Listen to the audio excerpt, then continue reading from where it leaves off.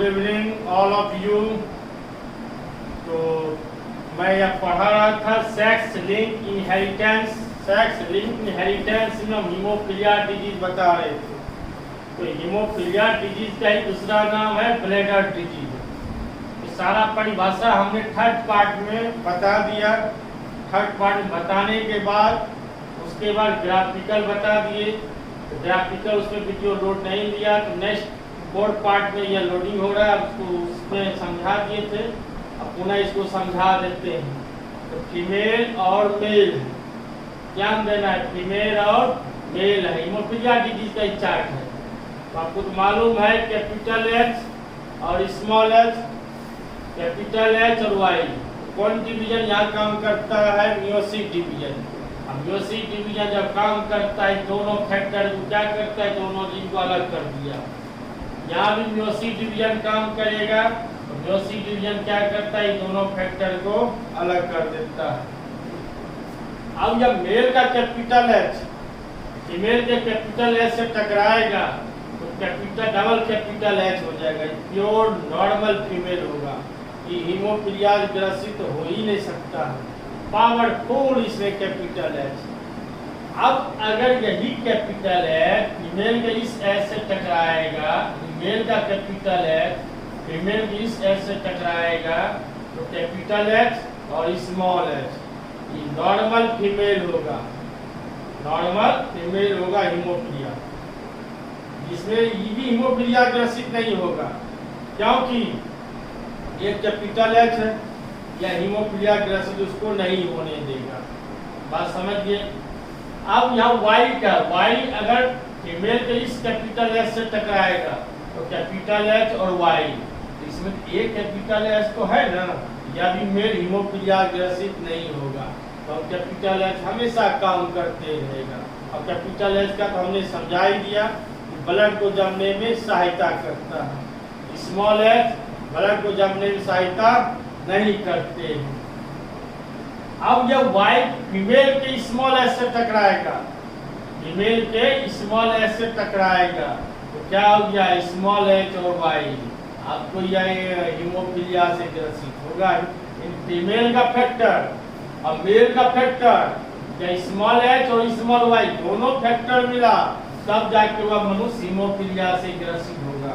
तो यह मेल क्या हो गया? इन्फेक्टेड हीमोफीलिया डिजीज में। बात समझिए। 100 में 1% व्यक्ति को यह रोग होता है। 100 में 1% व्यक्ति को यह रोग होता है। अगर मेल भी हीमोफीलिया होंगे, फीमेल भी हीमोफीलिया होंगे, उसका जनरेशन जन्म लेते ही डेथ कर जाएगा। तो दोनों कोई एक फैक्टर, इससे ज्यादा फैक्टर यहाँ मेल का हो रहा है। अब फीमेल संवाहक होता है, इसके माध्यम से जाता है। तो यह हीमोफीलिया डिजीज का वक्तव्य है। अब मैं यहाँ एक महत्वपूर्ण खासियत और बताने जा रहा हूँ।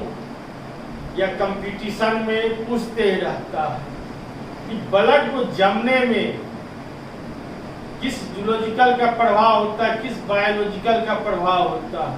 तो ब्लड को जमने में फाइब्रिन या बायोलॉजिकल कारण है, बहुत महत्वपूर्ण भूमिका निभाते हैं।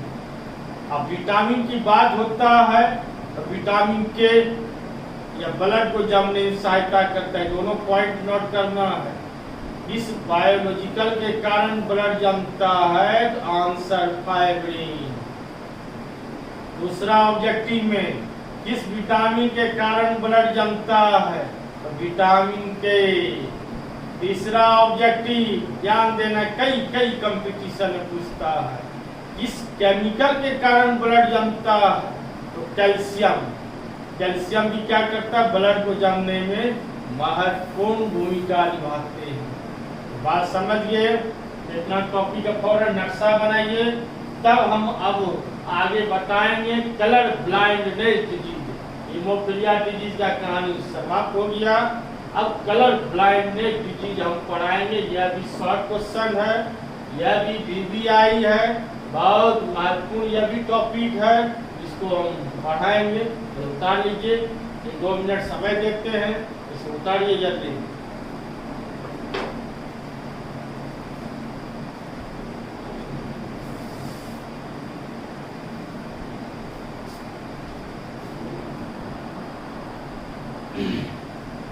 लिख लिए होंगे, अपना निकाल के चैनल से देखते जाएंगे, लिखते जाएंगे। अब मैं कलर ब्लाइंडनेस डिजीज के बारे में बताने जा रहा हूँ।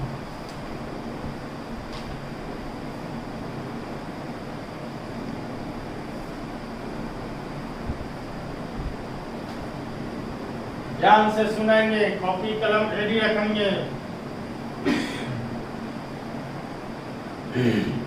इसका ऑब्जेक्टिव भी कई कंपटीशन में पूछता है। कलर ब्लाइंडनेस डिजीज क्या है? यह रोग, वही पॉइंट दोहराएंगे, यह रोग जनरेशन बाय जनरेशन चलते रहते हैं। ध्यान से सुनना, सुनते ही याद हो जाएगा। जैसे ऑफलाइन में पढ़ाते हैं वैसी आप ऑनलाइन में भी ध्यान से सुने। यह रोग जनरेशन बाय जनरेशन चलते रहते हैं।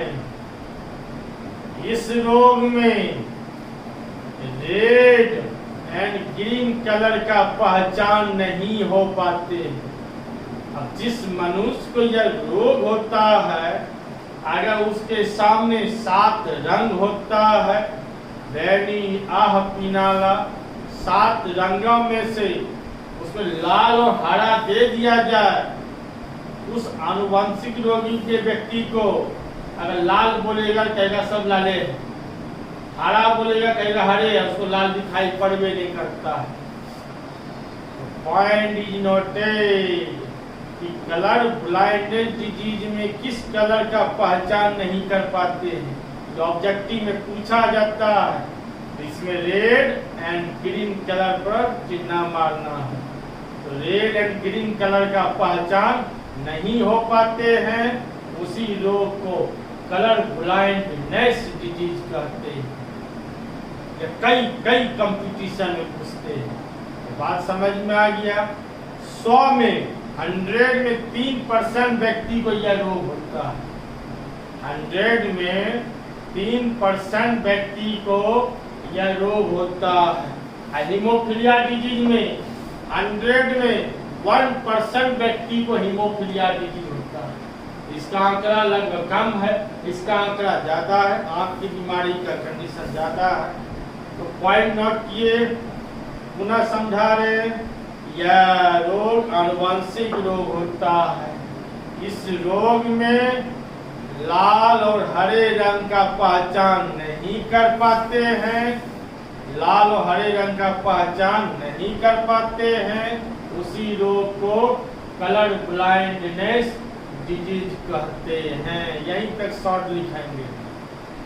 कॉपी कलम निकाल के रखें और लिखते भी जाएं, ध्यान से लिखते भी जाएं। मेमोरी पावर रन काम करेगा। अब दूसरा बताने जा रहे हैं कलर ब्लाइंडनेस डिजीज का। तो कलर ब्लाइंडनेस डिजीज का पॉइंट है,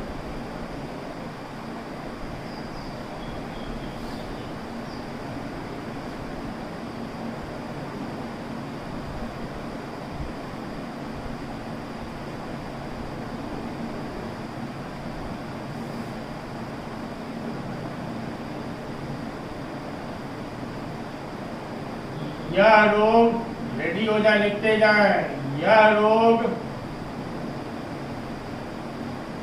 जनरेशन बाय जनरेशन चलते रहते हैं।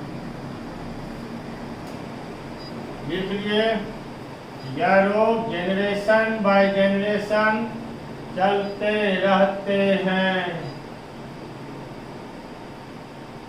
इस रोग में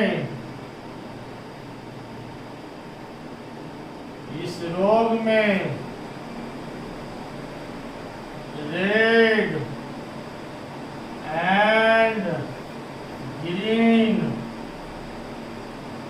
कलर का पहचान, इस रोग में रेड एंड ग्रीन कलर का पहचान नहीं कर पाते हैं। इसी रोग को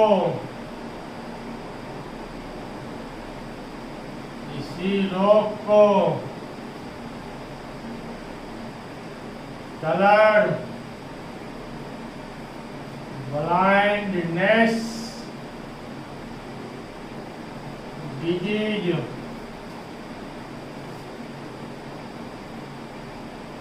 कहते हैं। समझिए, यह रोग जनरेशन बाय जनरेशन चलते रहते हैं, लिटरेचर दोहरा रहे, रिपीट करवा रहे हैं। इस रोग में रेड एंड ग्रीन कलर का पहचान नहीं कर पाते हैं। इसी रोग को कलर ब्लाइंडनेस डिजीज कहते हैं। तो ऑब्जेक्टिव में काम देगा, कलर ब्लाइंडनेस डिजीज में किस कलर का पहचान नहीं कर पाते हैं, तो रेड एंड ग्रीन कलर का। 100 में 3% व्यक्ति को यह रोग होता है। बात समझिए।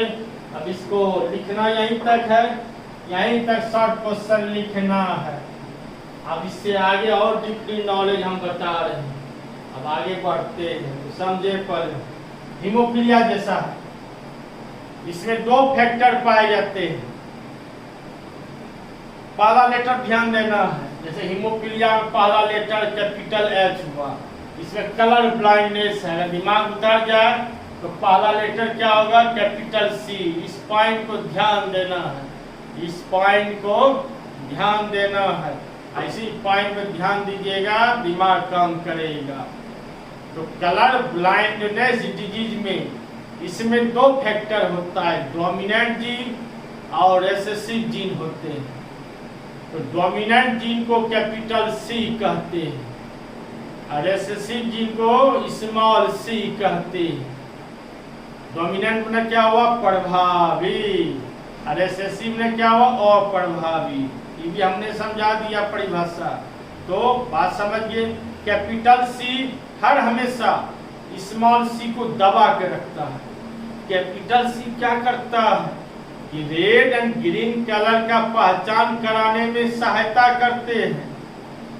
Capital C red and green colour का पहचान कराने में सहायता करते हैं, लेकिन स्मॉल सी, समझ में आई गया होगा मैं क्या बोलने वाले हैं। स्मॉल सी रेड और ग्रीन कलर का पहचान नहीं करते हैं। इसी रोग को कहा जाता है कलर ब्लाइंडनेस डिजीज कहते हैं। समझ गए। अब लिखते भी जाते हैं, ध्यान देना है। अब लिखते भी जाते हैं, इसमें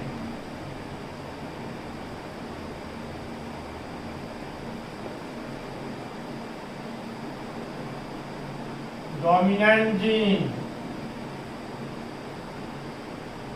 कैपिटल सी प्लस लिखा जाता नहीं, बोला नहीं जाता।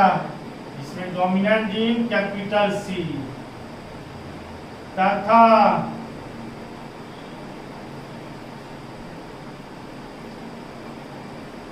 रिसेसिव जीन स्मॉल सी लिखना है। रिसेसिव जीन स्मॉल सी होते हैं। इसमें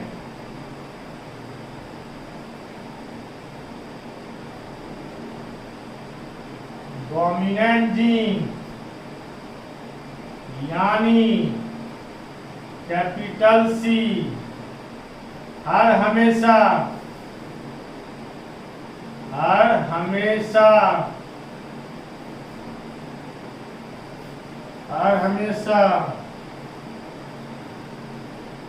रिसेसिव जीन यानी स्मॉल सी को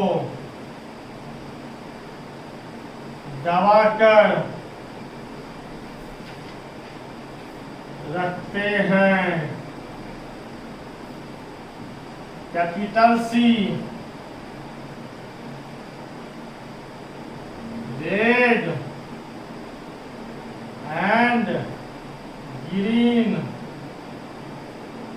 कलर का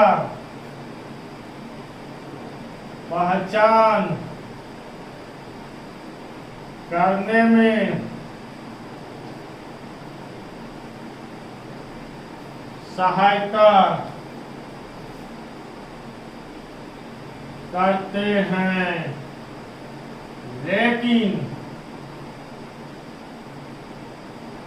लेकिन small C red and green colour का पहचान करने में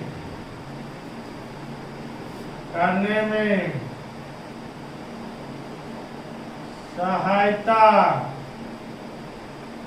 नहीं करते हैं। इसी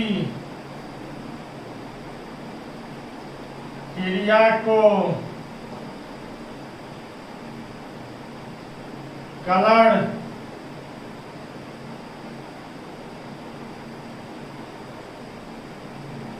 ब्लाइंडनेस डिजीज